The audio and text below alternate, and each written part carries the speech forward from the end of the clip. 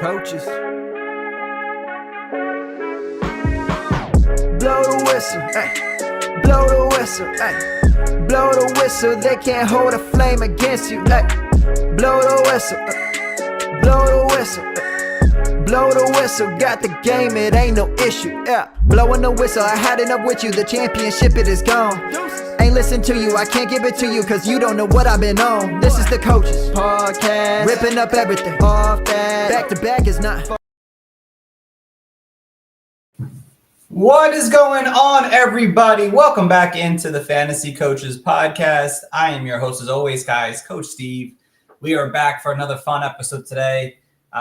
Today's been a little bit crazy for me, guys. March Madness is here. It's been very madness today. I had to go for a run. If you guys noticed, my hair is all messed up today, and I've been running all over the place. I think I just ate my dinner like 30 seconds ago before we jumped on.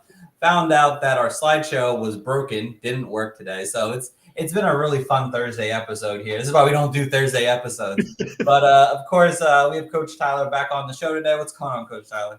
What's up, guys? Yeah, I haven't even eaten my dinner yet, so you're doing better than me, Coach Steve. But, yeah, excited to talk rookies. Happy first day of March Madness to those that celebrate. It's been on my screen the entire day watching it. So excited to jump in and talk about some rookies today, though. Get back to football focus. Absolutely. So even though I mentioned my slideshow had been destroyed, I was able to figure a way to make it work for us today, guys. Unfortunately, you won't get to see the amazing free agency slides, but we're going to talk about some the key free agents real quick that we missed on last week's episode. So if you want to hear more about some of those bigger signings that happened really early on, go back to our last episode. But for now, just watch our episode here now, and we're going to get into it. So trying to think of the biggest news that we might have missed last week here. Trying to think. I mean, let's start off with some running backs real quick here. Najee Harris went and signed a one-year deal with the Los Angeles Chargers. Obviously, Najee Harris is, however you think about him, he's been consistent. He's been durable, and he hasn't fumbled the ball, which are key things for a running back, obviously, for fantasy football and for the NFL. But how do you feel about Najee going to Los Angeles there, Coach Tyler? Yeah, I like the move. Los Angeles was a place that had gotten a lot of first-round running backs mocked to them just going through the offseason. And I honestly feel like this move doesn't necessarily change that. Najee is still in that prime age. He's 27 years old. He is a bigger back, right? He's not on the smaller side of anything, 6'1", just a hair above 230. But when you look at him, sometimes it looks like the man is moving in slow motion, but he still manages to have 1,000 yards rushing every season. And then, going from the Pittsburgh Steelers, who have had, middle of the pack, if that, offensive lines, to a team that is very focused on not only building their offensive line, but building their run game. I think that helps him out a ton in terms of how he can produce in fantasy. Now, like I said, the Chargers were a team that had a lot of first-round running backs mocked to them. They sit in that, I want to say it's around 18 in the draft. So they're that high teens, low 20s. And I wouldn't be surprised if they did get a Marion Hampton, even a Travion Henderson. But this signing could push that back to, a third-round running back or even a fourth-round running back. And then we just fall into the same cycle that Najee Harris was in with Jalen Warren backing him up, just on a team that's going to run the ball a whole lot more. So I like the move for Najee Harris. I don't see a ton of improvement. I don't see us getting back to rookie Najee Harris, that top 5 RB finish type Najee Harris. But he's still this bumps him up in the RB2 range for me from where I had him with the Steelers, just with improvements to his offensive line in front of him and improvements to a coach that is focused, almost solely on running the ball. But, those things are fluid as we get into draft season with where the Chargers might possibly take another running back in this loaded running back class. Right. No, absolutely. It's probably the perfect landing spot outside of Pittsburgh for Najee to have landed, obviously. I mean, we know they're going to want to run the ball. Of course, they're more than likely are going to probably draft a running back, depending on where that is. We don't know yet, but you should expect Najee Harris to see some of the early downs, and especially around the goal line, which I think if this Chargers team does improve this year, you're going to see more possible touchdowns from this running back room here. So like Najee's a really solid RB2 for fantasy. Again, long term for dynasty, you have some concerns if they're going to bring him back after a 1-year stunt. But for the 2025, we'll talk about more about these guys later. But he should see a boost in production and be a pretty solid top 20 running back potentially this season. So Najee going to LA is a pretty good thing. I'm trying to think what else. Sticking with the running backs, let's talk about real quick some running backs that end up going to the Dallas Cowboys. Javonte Williams and Miles Sanders there in Dallas. They didn't really have a running back room there. Do you like one of them in Dallas there, or is it going to just kind of be a full-blown committee in your eyes, Coach Tyler? I think it's a full-blown committee as of right now. Again, kind of like the Chargers, the Cowboys were one of those teams that are very much in play for an Ashton Genty at 12 type move. I know all of my really good friends that are Cowboys fans are trying to figure out how that can happen. But if that's not the move, then, or if he's gone by that point, I could really just see it being a committee, right? We want Javonte Williams to be fully healthy and back to what we saw, with him coming into the league. You look at his college tape and everyone was excited. They thought this was going to be the next elite running back, myself included. And just injuries have derailed him, and we've seen him get back to not full strength from what we saw in his rookie year, but we saw him get back to something over the past couple of years, get back to a little bit of health. But he did end up in a committee in Denver, and just as it goes, his fantasy production wasn't outstanding. But, he is still a 24-year-old running back who has the size. He has the 3-down skill set. He just has to get the health figured out to where he's able to return to exactly what we thought he was. And then Miles Sanders was, a guy that had a couple good games, really more of a receiving back for the Panthers in those good games that he had. But a 27-year-old back, he has a lot of experience between Philadelphia and Carolina. He's been with winning programs with Philadelphia. And so I think the Cowboys were just seeking to bring in some veteran presence that could actually contribute, not another Ezekiel Elliott type guy. And so, yeah, I see it as a committee for right now. There's a chance, same thing with the Chargers. There's a chance there's a round 1 running back going to Dallas. There's a chance there's a round 4 running back going to Dallas. And with that, we just have to see. But as of right now, it looks like a committee to me. I can't say that either one of these guys is, more intriguing than the other. For me, I don't think either one of them takes a huge step above the other if the season started right now. But it's a committee to me, and until we see Ashton Genty's name appear at pick 12, not going there. That's all it's going to be. No. But I don't want to end up there as a prolific Cowboys hater, but it's a possible reality. That would be weird if they went that route at this point. But yeah, I mean, it's really not great. Like Coach said, it is a full. It's probably going to be a full blown committee at some point there. I would assume they bring in a rookie. We'll find out what kind of rookie they bring in. But Javonte Williams is still trying to recover from his rookie season of being really exciting, and it just really hasn't been there since then. I mean, the pass catching role he had last year at career high numbers, that was really positive. But Miles Sanders, like you said there, Coach Tyler, he's been a really solid pass catching back at times as well. So it really would be interesting. It will be really interesting to see how this split kind of goes with this team here, if they even have a split. I mean, I'm expecting them to have a split, but until we know what this backfield is after the draft, it's really hard to want either of these players at the moment here. They're both great sell highs in Dynasty. Just get them off your team. They're 1-year contracts on low salaries. They didn't invest in them at all. It's not like they're invested in them. So it's not a great situation. It's trying to fix an open hole in the pool with a Band-Aid. And it's just, that isn't going to fix a pool. unfortunately, and that's what Javonte Williams and Miles Sanders is for Dallas right now. So let's stick here. One more running back real quick before we move on here. Jordan Mason heads over to the Minnesota Vikings here. Obviously, you saw Jordan Mason last year play really well in replacement of Christian McCaffrey. He was traded for like a 6th-round pick swap or some shit like that. Does having Jordan Mason concern you with not Javonte, but Aaron Jones' ceiling now? I don't think it concerns me with Aaron Jones' ceiling. I honestly think it helps Aaron Jones. Like I said last week when we talked about Aaron Jones returning to the Vikings, he's obviously still got some gas left in the tank, but he is a 30-year-old running back. So you don't want, as much as he has the ability to be out there every down, you don't want to have him out there every down, because that's how you turn a 17-game season for Aaron Jones into a 12-game season.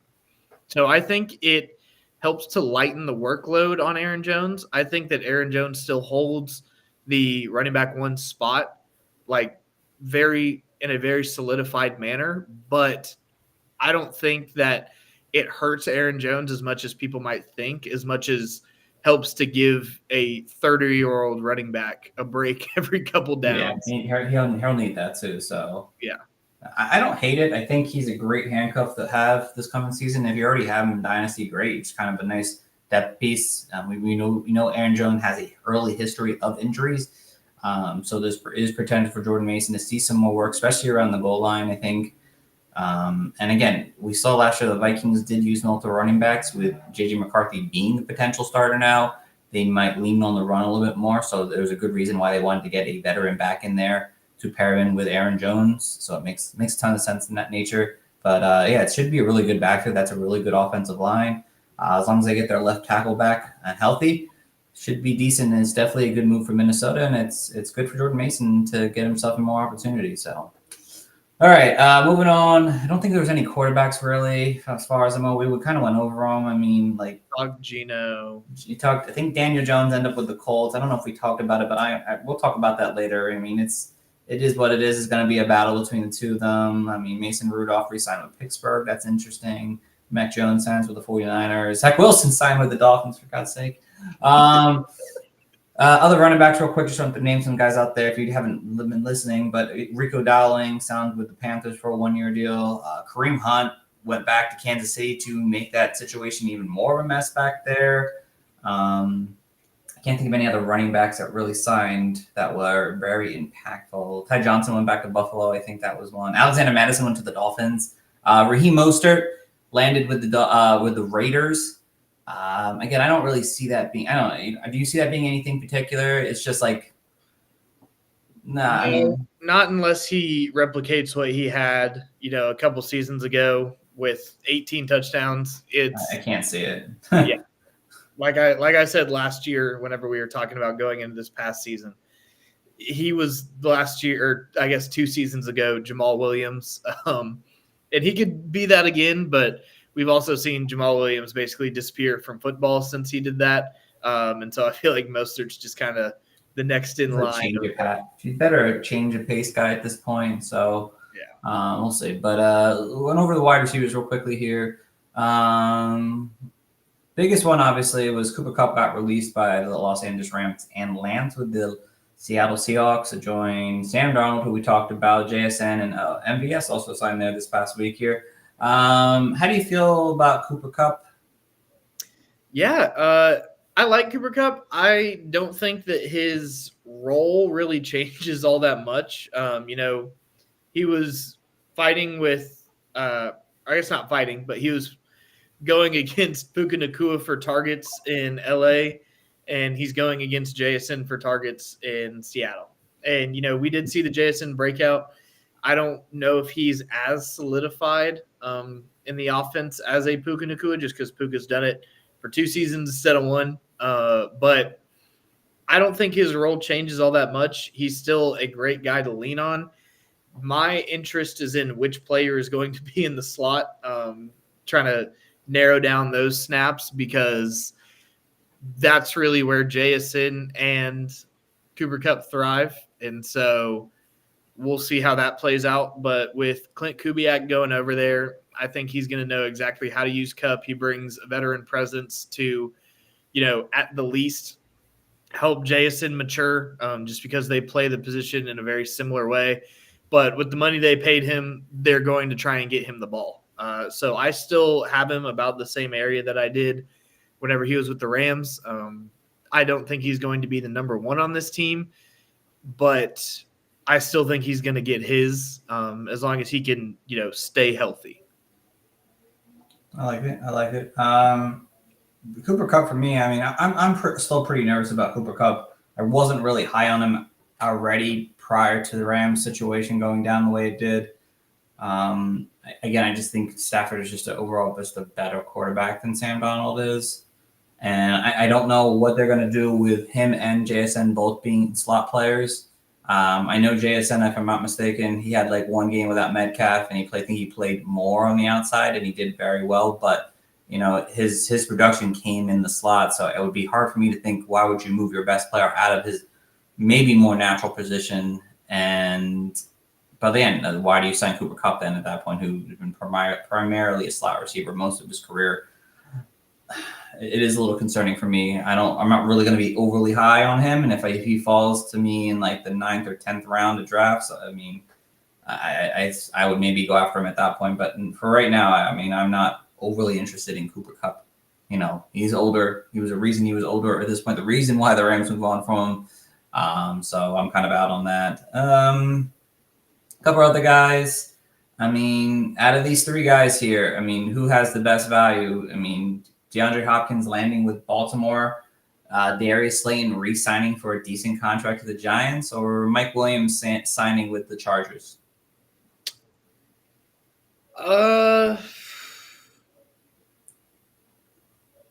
I guess Mike Williams, just because it's kind of, with Josh Palmer gone, it's kind of lad and no one out there. Yeah, that's true. So I could see him kind of just returning into that field stretcher role, having a couple big games and doing what we know that he does best. I could possibly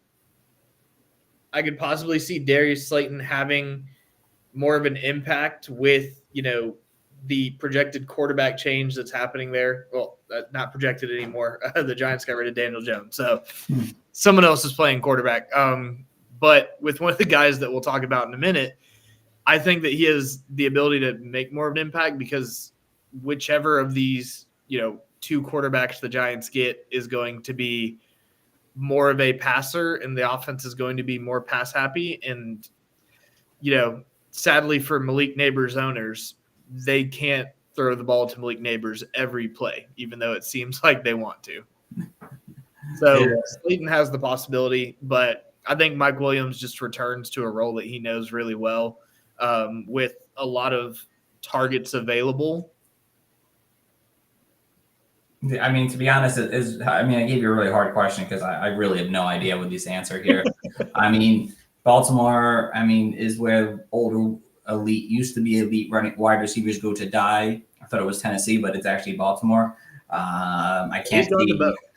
They go both, yeah. I can't see Hopkins really getting back to his old form. He's missed plenty of games over the last 5 years. Now at this point, we saw what he was able to do last year, even though, again, it wasn't midway through the season. It's hard to really make a true impact like that.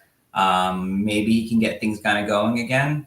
Again, he's maybe a flex at best, but again, they have a ton of weapons there, and they love to run the ball, so it's hard.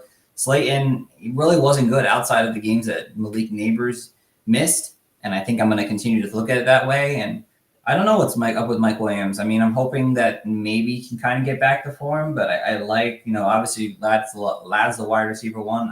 I like the growth that Quentin Johnston did, and I'm hoping he can take another step and get rid of those drop situation he's dealing with. Maybe Mike Williams is going to be good for him there, but it's definitely tough to really want any of these guys. For me, it would want to be Mike Williams, but in reality, it's probably none of them, to be honest. So, and one last one real quick before we get to our rookies here. Evan Engram lands with the Denver Broncos here. He signs with them. I think it's like a 2-year deal or something like that. But how do you feel about Evan Engram with Denver now? Yeah. I like the Evan Engram and Denver signing. I feel like it's a place that had a lot of open targets because, you have Cortland Sutton and you have a little bit of Marvin Mims. But, Sean Payton, very infamous for his usage of Jimmy Graham in that Saints offense.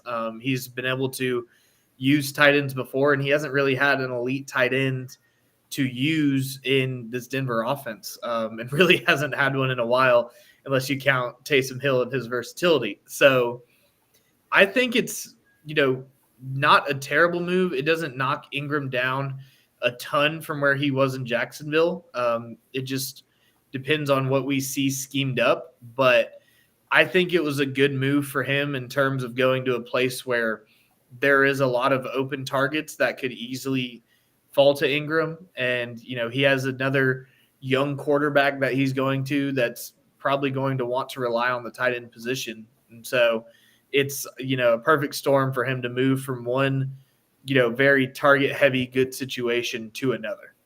That's fair. Yeah. Again, I thought it was a perfect move for his game if you wanted to continue to see hopefully a high target share. I mean, we know Sean Payton has had success with tight ends over his career. There's nothing not to say about that there. Again, he hasn't had a tight end since he has really been in Denver, unfortunately. But Evan Engram is still a talent, whether or not he's a little bit older now. He is only 30 still. I still think that's still good enough where I think he can bounce back with enough targets.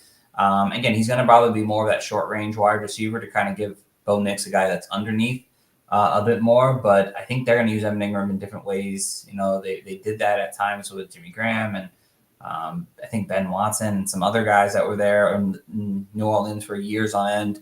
Evan Engram, I think, should be able to bounce back as long as he can stay healthy. And that's always been a big concern with him at times over his career is that health has been an issue of him being on the field. But if you can see the targets, I mean, there's really no one outside of Cortland Sutton that I really truly believe is a true weapon on this team yet. Maybe Marvin Mims takes steps. Maybe, Troy Franklin takes steps. Maybe, the Von Beal takes a step. But at the moment, it's Cortland Sutton and Evan Engram right now. And Evan Engram should hopefully see a high target share, but that made sense. So, all right, let's get over our quarterbacks now.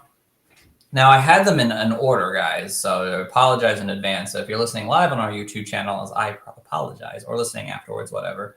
But we're going to do them at random. So none of these we're talking about are in any particular order. We don't like them more than the other one in this order that I'm going to show us here. So we're going to go down my list here and kind of hope for the best here. And we'll see. Well, maybe they're in order. I don't know. We'll see. So we'll start here at the top with our very first one.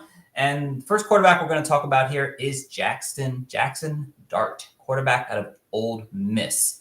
This past season here, Jaxon Dart, 4,200 yards, 29 touchdowns, 6 interceptions, another 500 yards on the ground. Spent 3 years at Ole Miss. Will be 22 by the start of the 2022 season. 25 season, God. Did not test at the combine, unfortunately, but you're looking at Jaxon Dart. A lot of people are starting to fall in love with this guy. They're really moving him up boards.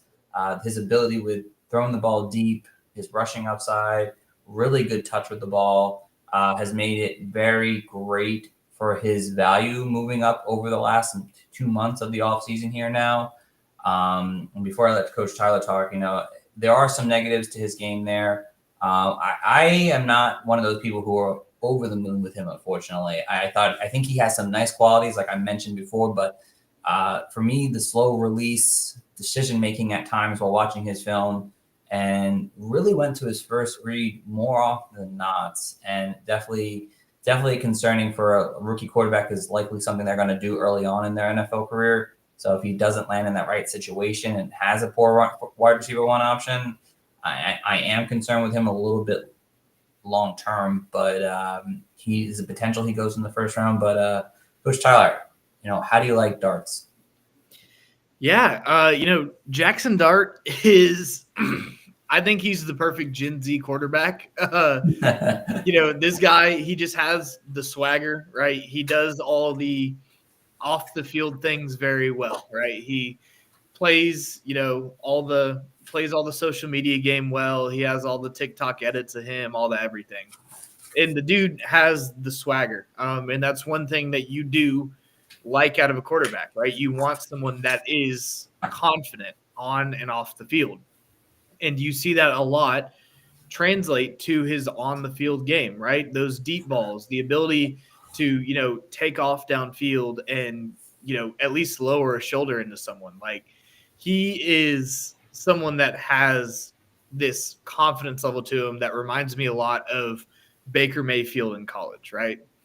And, there has been a lot of chatter just over the combine season into now preparing for the draft.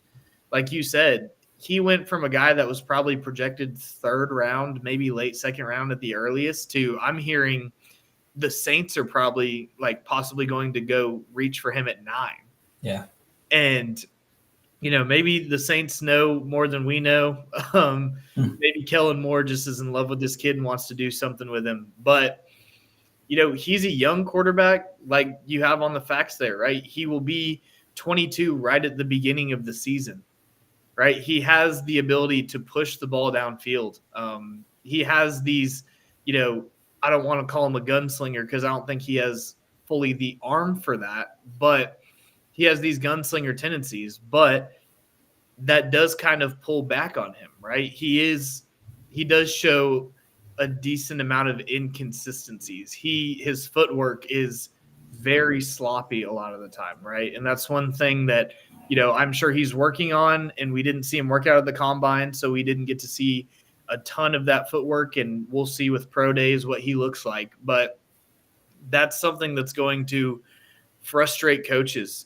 So he's someone that, he needs to go into a system that's going to be patient with him, but that's also going to let him exude that confidence. Like, he needs to be in a place that's going to give him easy throws, just give him a couple, 3-step drop slants, let him get in rhythm, and then let him rip it. But he's one of those players that I think it's too early for him in the 2nd round.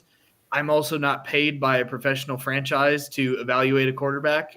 So if I'm right about that, someone please come scoop me up. I would love a job anywhere. But, if he's a 1st-round quarterback, one of the things that I've learned the most in fantasy analysis is that no one can analyze quarterbacks correctly. And the hardest. All the fucking positions, that's got to be the hardest. Yeah, to put it into more perspective, a lot of NFL franchises can't, analyze quarterbacks correctly coming out of college, and so it's difficult.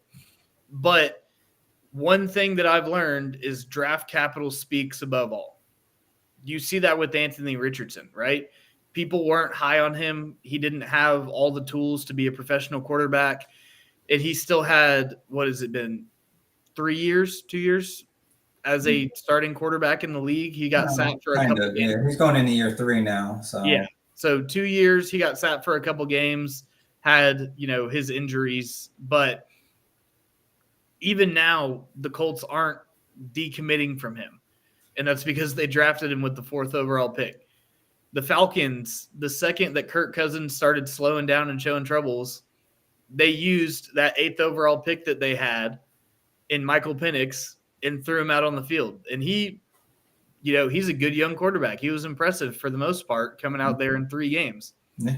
So if a team like the Saints are willing to go spend the 9th overall pick on a quarterback, not wait for next year, not wait for later in the draft, but they want to go spend a top 10 pick for a quarterback, he's going to be worth something in your fantasy drafts because that the production might not be there, from week 1 of his rookie season, but he's going to have 2 or 3 years to figure it out. And if he's with an offensive coordinator like Kellen Moore, I love it.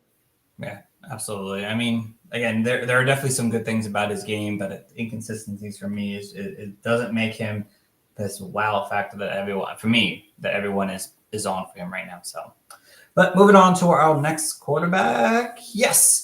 Again, they're out of order, guys, so I apologize here. It would be nice if I had them in order, but I have no idea which one's which. So we're going to our next quarterback here. I think this was like my 6th or 7th quarterback off the board in my rankings, but Quinn Ewers, quarterback out of Texas here.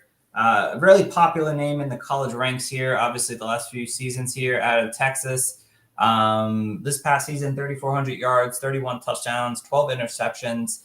I think he did miss a few games, if I'm not mistaken, this past year. I don't watch a ton of college in terms of during the actual season. So Yes, will be 22. He did. Okay, he will be 22 by the start of the season here. Quinn Ewers is definitely an interesting player there. My just summarized note is just like arm talent with flashiness, but wildly inconsistent. I mean, this guy, when watching film on him, I saw a lot of like he was able to go through his progressions really well at times. So it's like, wow, he looks like an NFL quarterback out there. It's really strong, fast release, a lot of quarterback upside. Like there are times when you watch film on him, you're like, he makes a fantastic throw here and there, and he did that many times during the college playoffs at times. But then you're watching another game there, and then the ability to get to push the ball downfield, that has always been kind of already like, all right, he really isn't probably a great deep ball thrower. The ball placement is wildly inaccurate. His just overall mechanics at times is just like, he doesn't look like an NFL quarterback coming in, but then there's other times where he really does look like an NFL quarterback coming in. So with I mean, there's tons of possibilities. I'm interested in his landing spot will be really key for me if I have any shares of him in Dynasty, because he needs to go to, I think, a situation where like a Minnesota where like they have a really good coaching staff that knows how to handle quarterbacks, and they can kind of sit there and learn for a year or two before he gets going. He's only going to be 22 before the start of the season. So, but yeah, I mean, he's interesting, but there's a downside in his game there. But Coach Tyler, how do you feel about yours? Yeah, so I'm a Texas Tech guy, so it's horns down forever. So I'll try and do this as unbiased as I can. But I think you hit the nail on the head. The arm strength, his deep ball has been one of the most inaccurate passes in college football. And that's, not to say that he doesn't have guys that can go downfield and get it, right? You have Adonai Mitchell that came out last year. You have Matthew Golden that's coming out this year. You had Xavier Worthy, that's just the speedster that broke the 40 record at the combine. Like, he's had guys to go downfield and get it. And no matter how much he worked with them, he couldn't get the timing and he couldn't get, the correct angle of the ball, right? He either puts a lot of air on it or he doesn't put enough, right? He doesn't have those, deep touch throws, as you can say. And so he's one of those polarizing players to me. I have him as my 3 in this draft right now. I have him as my quarterback 3. That I want to say more speaks to the lack of quarterback depth in this draft outside of the top 2 that we'll talk about than, Quinn Ewers being a top 3 quarterback in the draft. But, he's had impressive games against good defenses. But like you said, he's inconsistent, right? There's games that he'll go out against an Alabama and have these outstanding numbers. And then he'll go out the next week against UTSA and, they'll win the game by 40, but he won't do anything all that impressive because, sometimes he doesn't have to. But, he's just not a player that I am absolutely in love with. From an unbiased standpoint, he's a player I'm not absolutely in love with. This is a kid I've watched since high school, right? Texas high school football. I watched him at South Lake Carroll. And so I've watched him all the years, watched him take his, handoff snap at Ohio State, make his $1 million, and then get on to Texas. But he does a lot of the NFL nuance things at a slower pace than you would want. And I think that's something, like you said, he's going to need to go to a staff that works well with quarterbacks and understands quarterbacks to really develop into being a starter in the league because, we've seen him surrounded with all this talent, and we did see, a college football playoff berth last year, and we saw a national championship this year, but the things never got put together. And so I agree 100%. He needs to go somewhere that can work with the quarterbacks because there are things. There is footwork. There is, the ability to look off these safeties. There is his timing and his ability to, judge how much he's putting on these balls, whether it's, short, intermediate, or deep. And I think that that's something that is going to need to happen for him to be, a worthwhile starter in the NFL, much less for your fantasy team. Oh, absolutely. Yeah. I mean, he's going to be definitely one of those guys that like are going to be like a 4th-round pick that you just take a shot on to see where he ends up going, and maybe he ends up turning into something in a year or two. So, all right, next up on the board here, we have Jalen Milroe, quarterback out of Alabama. Early things you can say about this guy is that, explosiveness, a great athlete, but there's some big question marks with his ability to throw the ball, aka someone we've already known in the league, like Anthony Richardson. But this past season, he had 2,800 yards, 16 passing touchdowns, 11 interceptions. Really not great passing stats, but he had 700 rushing yards and with 20 touchdowns rushing. This past season, again, he didn't also run at the combine, but I believe he ran like a 4.34 at his pro day. I think it was 4.37 today. 4.37. Yeah, that's fucking fast. That's faster than Justin Jefferson, I think, from what I heard on somewhere. He's also going to be 22. A lot of these quarterbacks in that 22 mark. The biggest thing, though, that he did apparently have a big growth spur in his hands from his Senior Bowl to the from the Senior Bowl to the NFL Combine. He had like an inch growth spur apparently in his hands, based on what I was able to read up on that. He was like a 8 something, and then he came in at like 9.9 3/4 or some shit like that for his hand size. So that was a big negative on him at one point from a lot of analysts out there. But apparently that he got lucky, apparently, supposedly. But when looking at Jalen Milroe, I mean, the positives are pretty easy. You mentioned some big things. Speed. He's got rushing upside. The man can run with the ball. He's got arm strength. Is just very inaccurate. Like, he can throw the ball downfield. And I've seen him make all the throws in games, but it's sometimes very, very badly inaccurately. And he's got good build. I mean, he's someone that he isn't going to break if he gets hit with the ball. If he takes a run, he's not going to get hurt pretty easily. He really built well quarterback here. And again, the rushing upside is again part of the reason why I like him, why he's my QB4 in this draft here, because in fantasy, rushing talks with quarterbacks. But again, the negatives are there. The footwork is sloppy a lot of times. The accuracy is very off on the short and deep throws. Decision making, again, 11 interceptions. You see a lot of these elite quarterbacks that throw 3 interceptions all season. You shouldn't be throwing double-digit interceptions as a college quarterback here, especially at a prestige school like Alabama.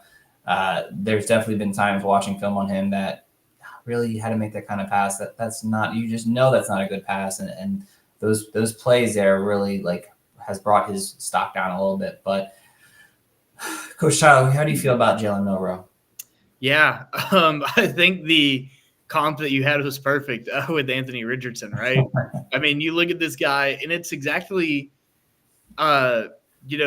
just about exactly the build that we see with Anthony Richardson, right? This dude came in at, he's less weight than Anthony Richardson. He weighs less. He's 6'2", 217, according to his prospect info. So, he's not, 245 or whatever Anthony Richardson was, but it's still a big dude, right? And he puts that to use when he runs. And whenever we have these, running quarterbacks who have this great arm strength, I put him into 2 categories now. And that's, there's so much opportunity and probability that they're going to end up like an Anthony Richardson. But with the right coaching, there's a slight chance that they could possibly end up to be Josh Allen, right? Because people forget Josh Allen was this gunslinger who liked to run the ball and dive everywhere at Wyoming. And, of course, being the gunslinger that he was, he had a lot better passing stats than Milroe's walking out with. But at the same time, he had the rushing upside. He had, the build. He was this large quarterback, and he had the arm strength. And it was just, he's a little bit inaccurate. He needs to work on his, decision-making and all these little things. But I do feel like Milroe's going to end up more on the side of an Anthony Richardson than a Josh Allen. I really don't know what to read on where he's going to end up, Yeah. He's one of the most polarizing guys because for fantasy, we obviously think, this guy might be worth something because if he can figure out how to accurately throw a ball, he's going to be a monster for your teams. And it's exactly what we thought with Anthony Richardson. And, he went to the Colts with Shane Steichen, and it just hadn't all been figured out yet. But that's exactly the boat that I throw Milroe in. I don't think he ends up being a, fourth overall pick like Richardson was. I think teams are a little bit more privy to the fact that they don't need to spend that early of a pick on a guy like Milroe. It's better to, sit back and let him mature. Something like we see with like a Joe Milton. Yeah, he's going to be more like a third-round pick, I think. I don't think he goes that early. I don't really feel – outside of his rushing, I haven't really heard anything positive on him. Yeah. NFL teams. And having a growth spurt in your hands is kind of questionable. I don't know what kind of witch doctor he was going to get that done. But, yeah, if he goes to a good situation and a team that's willing to give him a rookie contract worth of, hey, we're going to put you out here and you're going to figure it out, I'm all for it. I'm all for the rushing upside. I love seeing that. And he's a big arm guy. You might get some Anthony Richardson-esque plays where he's falling off his back foot and chunks at 60 yards downfield. But hey, if he goes in the third round in rookie drafts, sign me up over a top 3 pick. Absolutely. He's going to be – that's how Jalen Hurts was. He wasn't a highly drafted quarterback. He's going to be worth a taxi spot, but that's, in the third or fourth round of your rookie drafts. Which that's not fine. Yeah. Great time for upside. So you're chasing upside with Milroe in my eyes, but he could shock the world. I do have a little bit of Anthony Richardson PTSD. I still have him on a lot of my teams, so that may be influencing this a little bit, but it's all right. It's all right. It all happens and for the best, but all right. Next quarterback on the board here, former college football champion, Will Howard out of Ohio State. For me, it's really sad because the biggest things for Howard for me that I summarize is that I love the size and I love the toughness. But this past season here, 44,000 yards, 35 touchdowns, 10 interceptions, a really solid completion percentage of 73% here. It was a 4-year starter at pretty sure Kansas State, if I'm not mistaken here. And then he got over to Ohio State for his 1 season here. Will be 24 by the start of the 2025 season. Didn't test great at the NFL Combine. He had a bad 3-cone drill. And again, based off my historical data on 3-cone drills and bad quarterbacks, doesn't usually end up well, although he still is my QB5 because I think there are some things in his game that will, I think, maybe give him an opportunity to start at the NFL at some point, whether it's maybe in a year or two. But, ball placement's really solid for the most part, especially in the short to intermediate areas. Size, like I mentioned, and he comes up with great leadership and things like that for me sometimes. Like him going in like the 5th or 6th round of rookie NFL draft, like I could see him being a sneaky decent player who ends up playing a few years, being a long journey backup. Again, I like that kind of play in a quarterback sometimes. But again, there are negatives. The deep ball accuracy was really off this past year. Really wasn't because of him. It was because of him, but he was saved a lot of times because he has some really good wide receivers he's throwing to. And then overall release kind of comes off slow, choppy for me when watching on film. Again, I wasn't wowed by really anything with Will Howard, but, just like the character and off the field, what I've heard about him is that people like him in general, not maybe as a quarterback, but in general. Sometimes that can stick at the NFL level in the right way, in the right situation. But I do have him as my QB5. But Coach Shough, how do you feel about Will Howard? Yeah, Will Howard to me is just a cookie cutter quarterback, right? He's not going to go win you a ton of games. Obviously, if you put a cast around him like he's had at Ohio State with, a projected first-round receiver and another very highly projected first-round receiver in a couple of years and 2, top 3-round quarterback or running backs and, all these different talents around him, he can go win some games as seen through a national championship this past season. But he's a lot more of, I hate to throw the words out, but he's a lot more of a game manager to me than anything. Yeah. He's, he does a lot of the quarterback things well. Like mechanically, he is sound. He is, quarterback coaches are going to watch his film and be like, man, this guy has good footwork. This guy gets the ball out exactly how he needs to get it out. His timing is, fairly good compared to a lot of other guys in this class. And so there's a team that's going to take a chance on him.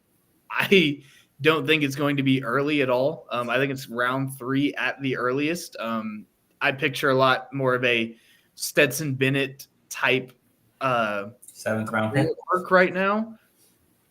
And, that's not a dig at him.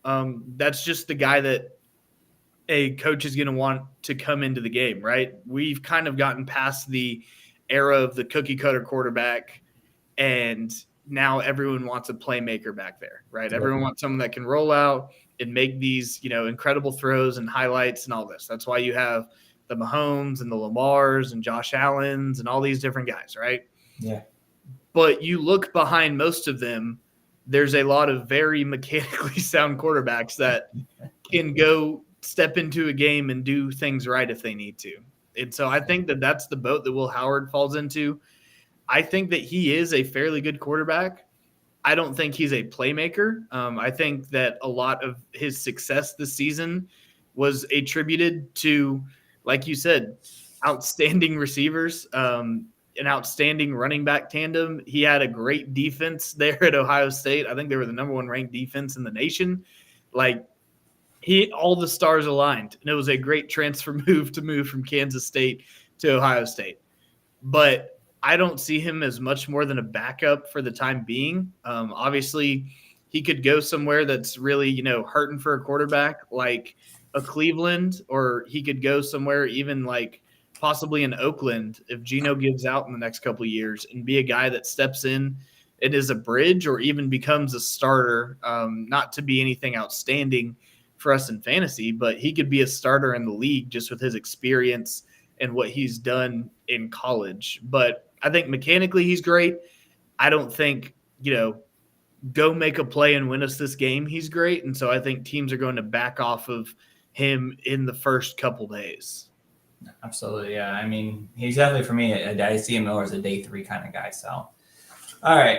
Next up on the board here is Tyler Shough. Thank you. Tyler Shough, from quarterback out of Louisville. First things I have on him, if I wrote down, I didn't write anything down on him. Well, I liked his testing at the combine. That's how I'll summarize him a little bit. But this past season, 3,100 passing yards, almost 3,200, 23 touchdowns, 6 interceptions. He'll be 25, though, by the start of the 2025 season. 7 years in college with 3 different teams. You could say that experience is in his wheelhouse. 4.640, 117 broad jump, decent scores for a quarterback, especially those who are not overly mobile. With Shough, I mean, what I liked about him and watching film on him was able to progress through his reads really well, be able to, keep the ball alive and find his open wide receiver. Just a natural thrower. I like what I saw in his ability to throw the ball every which way. I think he can make a lot of the throws on the field there at each level of the field. The experience, he's going to come in. And again, he's not going to be a starting quarterback probably in the NFL. But I think he has an opportunity to be a really strong backup, kind of like an Aiden O'Connell type, where he's probably not meant to start that much, but he can come in and play a few games and be decent. Again, age was a big issue for me. He's going to be 25 by the start of the 25 season. That's not good for a quarterback. The accuracy, a little inaccurate at times there. Wasn't always thrilled. I mean, 62% this past season. Again, decision-making, kind of what happens when he's your QB10 on my board, I think, right now. I mean, the decision-making is very questionable at best. But what do you think about the Louisville quarterback, Coach Tyler? Yeah, Shough is someone that there is a place in my heart and my mind for him. He was the quarterback through most of my time while I was at Texas Tech. So lots of words to say to him. I wish he could have done what he did this past season, any season that he was there with the Red Raiders. But like you said, the accuracy is just, it's a consistency thing more than anything. Right, because you watch him play, this is from seeing him in person, this is seeing him at Louisville, everything. There's some throws that he makes that you look at and you're like, only an NFL starting quarterback could make this throw, and he will do it multiple times a game.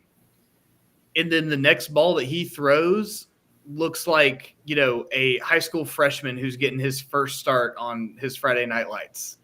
And it's so just like back and forth, and it's hard to narrow down on whether he's, this great capable quarterback of making these throws, or, he just gets lucky every once in a while, and then it, one finds the nest. But the age is another thing to me. If you think back, he was the backup quarterback to Justin Herbert his last season at Oregon. So if you want to put into perspective how long this guy has been playing college football, he was the backup quarterback to Justin Herbert at Oregon. So he's been in college a while. Like you said, 3 teams, went to Oregon, spent a few years at Texas Tech. Really, the biggest thing while he was at Texas Tech was injuries, right? Never played a full season. He did finish out the 2022 season, got to play in the bowl game. But he started 4 games his first year at Texas Tech, started 5 of 7 the next year, including the bowl game that he came back for, and then started 4 the next season, missed 2 of those 3 seasons after 4 games with injuries, right? 1 a broken collarbone, and then 1 a broken leg. And so obviously, the bones are a little bit harder to telegraph than, if he was having consistent hamstring injuries or consistent knee injuries or things like that. But health is, one of the biggest things for him. And so like you said, I don't see him being a starter in the league. He could be a backup going through. Like I said, he can make some of those throws that you're like, wow, this is an elite throw. But then he's going to back it up with a 15-yard overthrow that's going to get picked off and taken back. Garbage. So,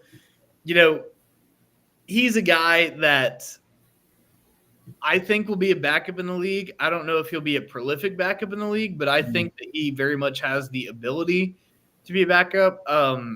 One thing that didn't get used as much at Louisville, I think possibly to keep him from getting injured, he did have, decent rushing ability when he was at Texas Tech, put up over 200 plus yards in multiple seasons there on the ground, multiple rushing touchdowns in all those seasons.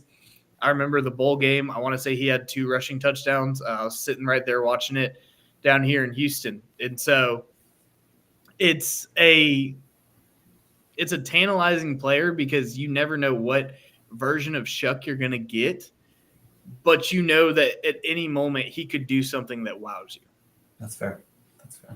Obviously, Coach Tyler loves this man. So, all right, let's get over our next quarterback here. And it's probably the one that's on a lot of people's, well, maybe not, but I have him as my QB1 in this class here. Cam Ward, quarterback out of the U of Miami here. This past season, 4,300 yards, 39 touchdowns, 7 interceptions, decent completion percentage of 67% here. So Cam Ward, transfer from Washington State to Miami this past season, will be 23 by the start of the NFL season. Didn't test at the combine, but when you look at Cam Ward early on, for me, it's gunslinger, it's the size, it's the arm talent that he offers, and some of the big things I mentioned already. I think the arm strength is there. He can whip that ball downfield very far. Pocket presence, his ability to move around in the pocket, avoiding pressure coming at him, to still be able to make plays is something that I was really impressed with watching him. And I just feel like there's upside to be unlocked for this guy still. He can make the throws. It's not like he's just a mobile quarterback or something like that, like a Jalen Milroe. Like, he only ran the ball for 200 yards this past season, so he's not like a truly mobile quarterback. But he can be. I think he can be, and he has the passing upside, which is, I think, very impressive. I think he's someone that needs to be tuned up a little bit. Again, there are some negatives. The accuracy is a little funky at times for sure. Definitely his missed throws that it should have easily made. The mechanics, I think, need to get tuned up. And decision making. A lot of these quarterbacks have bad decision making issues, to be honest here. I have that for a lot of these quarterbacks. But Cam Ward is definitely a guy that I like what I saw in film. I like the upside. He's got a lot of raw potential. And it's not just that he can throw downfield deep, but he can't do anything else. I think there are some plays when you watch him on film that like he can make good throws, and he has done that at times consistently, but there's been other times where he hasn't done that consistently, and he needs to fix that up. And again, if he goes to the number 1 overall pick or anywhere in the top 5, I do have concerns, unfortunately, because it's the Titans, it's the Browns, it's the Giants. Do those guys make a quarterback really good? I don't know.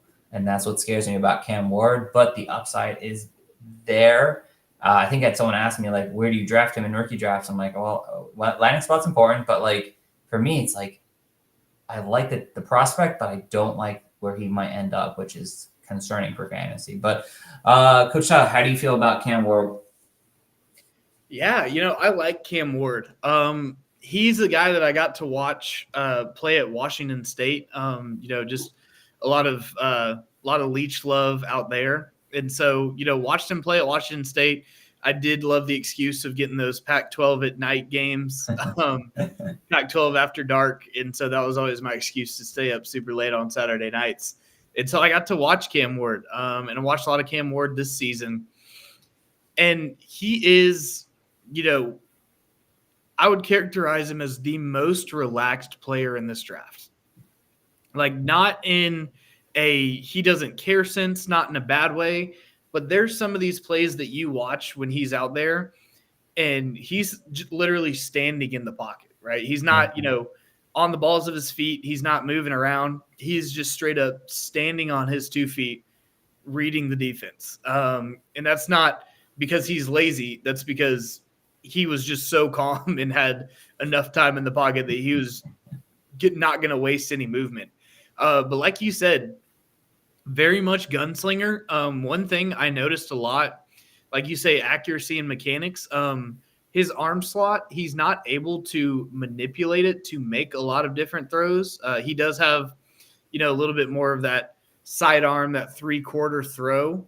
And so he is able to hit, some nicer windows that you wouldn't be able to with the traditional passing mechanics. But a lot of today's quarterbacks are able to work from, what people see as 12-3, right? You're able to work from straight over your head, what you're taught in middle school football, to a sidearm and everything in between to make those throws to fit them into the windows.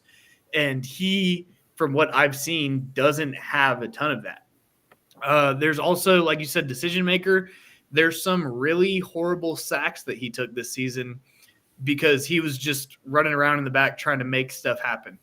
And that just didn't work. And so, if he tries to even do that at the NFL level, it's obviously not going to work because these defensive ends, no offense to the ACC, but NFL defensive ends are a little bit more of a threat than most ACC defensive ends. And so, there are some things that you do need to refine. Not saying he's going to be like him at all, but a lot of the,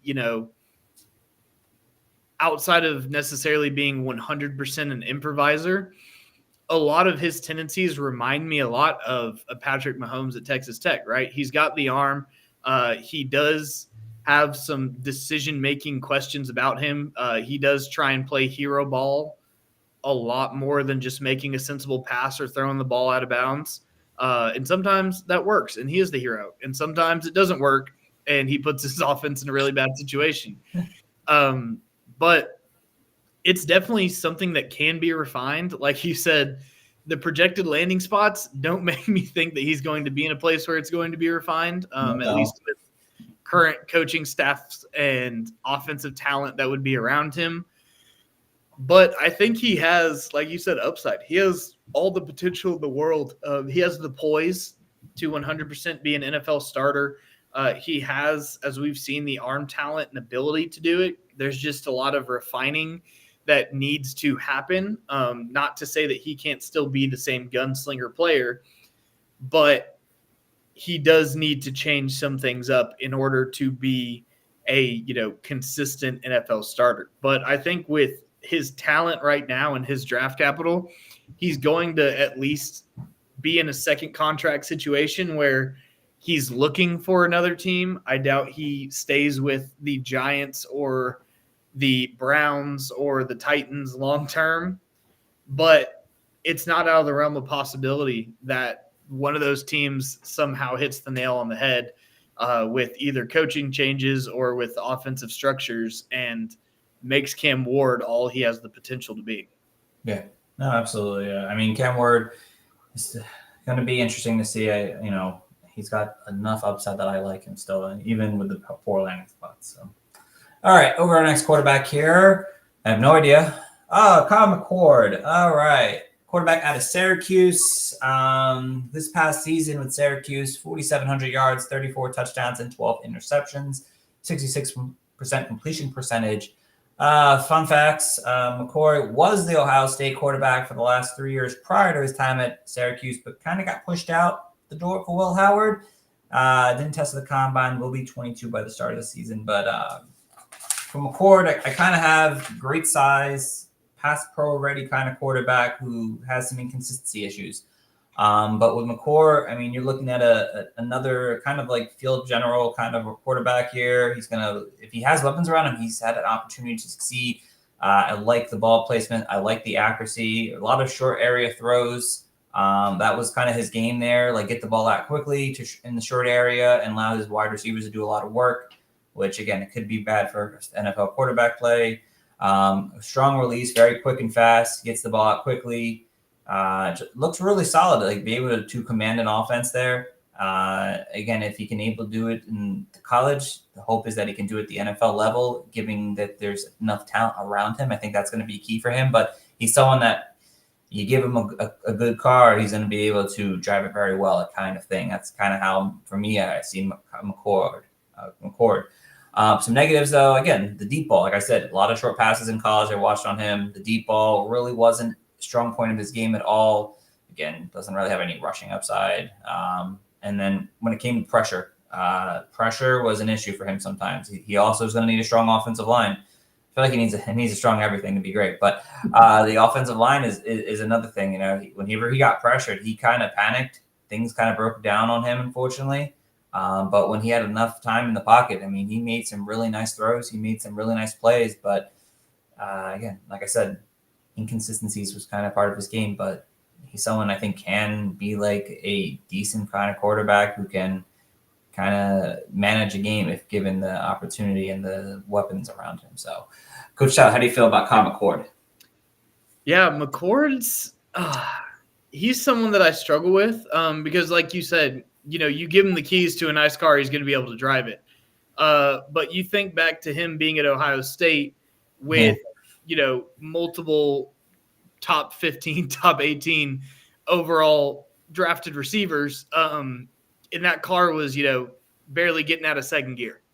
And so he's someone that I struggle with because he did have, he literally had a record-setting season this year in the ACC, right? He was almost outpassing, if you look at some stats, outpassing Cam Ward, who we just talked about, who's, the projected number one overall quarterback. So, you look at guy that played at Ohio State with all these talents and statistically was doing things, at a higher clip than Cam Ward. Why isn't this guy in, the top 3 conversation? And it's because it took so much volume for him to even get near that it wasn't, it wasn't as impressive. You look at his best season with Ohio State. It was the year before he transferred, put up 31, almost 3,200 yards and 24 touchdowns with 6 interceptions on 348 attempts, right? So that's not a terrible season. Had just under 66% completion percentage with, elite receivers. And then you go into 2024 with Syracuse, and he still throws, he went from a 65.8 completion percentage to a 66% completion percentage. So the number didn't jump all that much, but all these records he was setting and all this everything came from 592 pass attempts. So the guy's arm was wore out because he threw, almost double what he did his entire time at Ohio State. And so, like you said, he has accuracy. He has the ability to place the ball well, but he's a very frantic guy, right? If Cam Ward is the most calm quarterback in this draft, if he's the most relaxed player in this draft, Kyle McCord's on the opposite end of the spectrum there. Like, he is frantic and worry, and if anything's going wrong, the ball's probably going into the hands of a defender.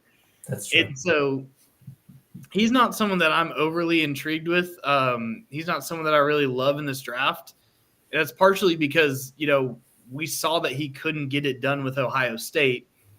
So how many offenses in the league are you going to walk into that have a better talent pool than what he had there? Joe Burrow and the Bengals. And that was just them drafting all the LSU guys. So it's true. All right, let's get to our next quarterback here. Got two more left real quick, guys. Let's make Dillon Gabriel quick. Quarterback out of Oregon. 3,800 passing yards this season, 30 touchdowns, 6 interceptions, 72% completion percentage. Another quarterback who's been in the league a very long time, 6 years with 3 different NFL teams here. Will be 24 by the start of the 2024 season. Early notes on Gabriel, just summary: older prospect, smaller prospect, very experienced, great production. That's kind of how I see Dillon Gabriel, a guy he's got tons of experience. Really good pocket manager, can make some decent throws throughout the game here. He's got a really quick, fast release I liked about him. Negatives, a lefty quarterback. Don't like lefty quarterbacks. They don't really work well in the NFL, as we see many quarterbacks are not lefty. Size is an issue. Very short for his size. I think he's one of the shortest quarterbacks in the draft, and he's one of the oldest quarterbacks in the draft too. And again, he's one of those guys who a lot of quick, short passes. That's kind of how Oregon played their game. Deep ball, very inaccurate a lot of times.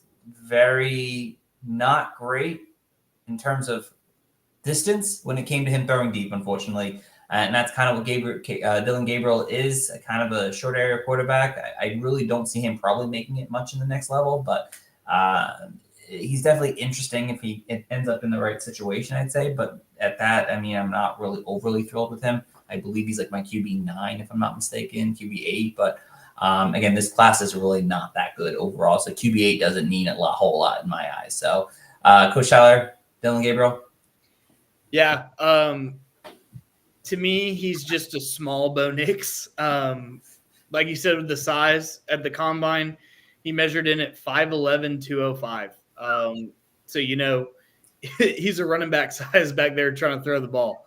And so he's just not – I've seen him play across all 3 teams, right? Saw him play with UCF, saw him play with Oklahoma, saw him play with Oregon.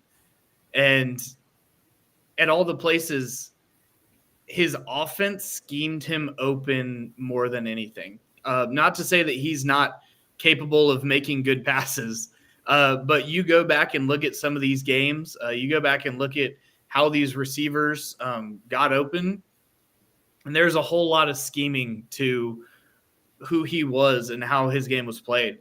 So the stats, reflect that. All right. And, he's not a giant guy. He's not someone that can get the ball deep. Like you said, the deep ball is not great. He's really kind of inaccurate on actually getting the ball to his receivers. A lot of help from his receivers and his big tight ends to bring those balls in. But it's just not a guy that really intrigues me at the next level, partially because of size and partially because, I don't take him as a Bo Nix as, he spent 6 years in college. He's like really refined and ready. But I take it as he spent 6 years in college because he was just waiting until kind of his what is it called? Not his availability. His Eligibility. eligibility. Right now. There we go. Different ability. But yeah, I think he was just got to wait for his eligibility to run out, and then he was like, all right, I guess I'll take a shot at the league. But yeah, he doesn't strike me. He could be a backup. We'll see what it looks like as he gets through the draft and goes into camp. I think the experience possibly pushes him up to the 5th round. Anything outside of that, teams are going to look at him as, just a guy that they would hope can replicate. But I don't know. I don't know what he's going to be because I don't know. Probably undrafted. Yeah. More than likely. All right, let's get to our last quarterback of the night here. We saved the diva for last here. Shedeur Sanders. Shedeur. Quarterback out of Colorado State. Shedeur Sanders, obviously know who he is. He's a very hot name in the NFL and college because obviously part of his because of his dad. But very poised, savory, accurate quarterback. 4,100 yards this past season. 37 touchdowns, 10 interceptions, 74% completion percentage, one of the highest in the among these quarterbacks. Didn't test at the combine. Rumored to have attitude from a lot of NFL players or personnel that were at the NFL combine. They didn't like his attitude, supposedly, I heard. Will be 23 by the start of the season. But Sanders is definitely interesting. He's definitely kind of the opposite of Cam Ward, where Cam Ward throws upside and big play and arm strength, while Shedeur Sanders is kind of more of that the guy that, again, we mentioned the new car thing. He'll run the new car very well. He won't fumble with the new car. He'll do very well with having the car in his hands and giving him the keys to that. He's going to make it last a long time. And that's what Sanders was pretty good at in college. I mean, he's got the accuracy. Probably one of the best accurate quarterbacks in this class here.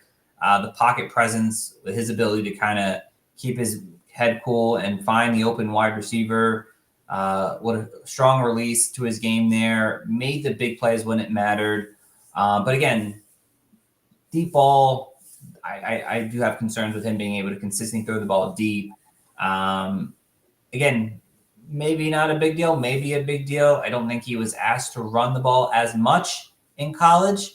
I mean, you had 50 rushing yards. It's not really a mobile quarterback per se, but I think there may be some rushing, maybe not the upside of a Cam Ward that people are considering, or the Jalen Milroes, but I think he could give you someone that can give you like 300 or 400 yards, but the upside that you may think of him, not there.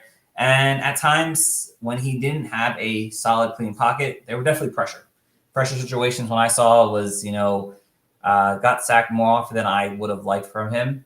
Definitely something that concerned me a little bit there, but accuracy is hard to teach quarterbacks, and he's definitely one of those quarterbacks that's very accurate. So, Coach Tyler, let's wrap us up here. Talk about Shedeur Sanders. Yeah. Shedeur he's really a quarterback that I like. He does some things at a very average level. But the things he does well, he does them really well. Like everyone that could possibly be listening to this knows, this is the son of Deion Sanders, right? Yes. So he was raised by, he wasn't raised by a great football player. He was raised by a great athlete, right? This is a two-sport athlete. This guy did just about everything in his career well. And so, he was raised with almost a pedigree of, you have to go pro in some sport because your father's Deion Sanders, right? It's almost the, Bronny James effect. And I think Shedeur is going to be more to football than Bronny's going to be to basketball.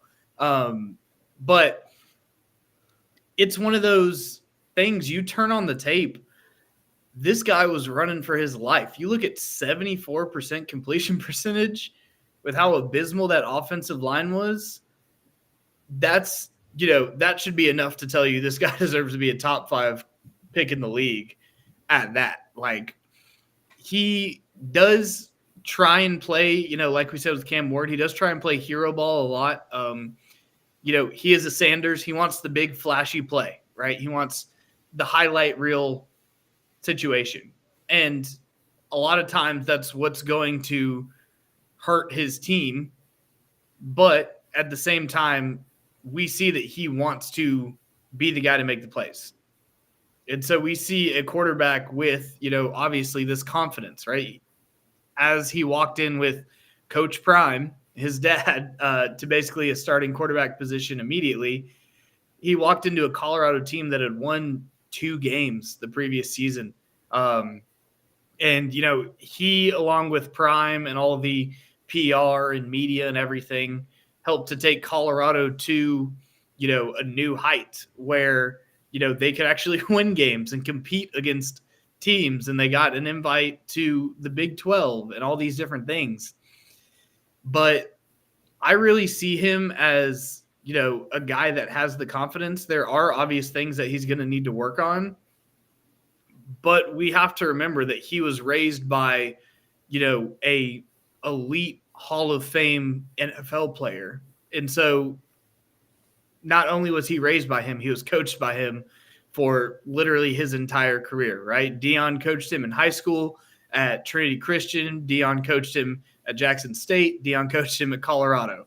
So he's had these, pro mindset things instilled into him for his entire playing career.